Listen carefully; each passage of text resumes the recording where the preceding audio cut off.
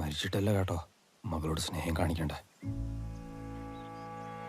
പിന്നെ അവൾ മരിച്ച അന്നൊന്നുമല്ല, കഴിഞ്ഞ 10-20 കൊല്ലമായിട്ട് മരിച്ച നിങ്ങളോടൊപ്പം അവൾ ജീവിച്ചത്. നിങ്ങൾക്കറിയോ, അവൾ എന്നോട് പറഞ്ഞിട്ടുണ്ടോ ഉമ്മച്ചി, ആ വീട് ഇതിനും വലിയ ഖബറാണെന്ന്.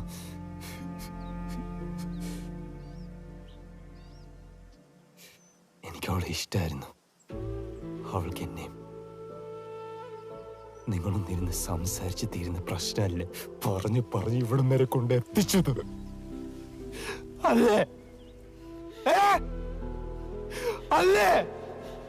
പറ പറ.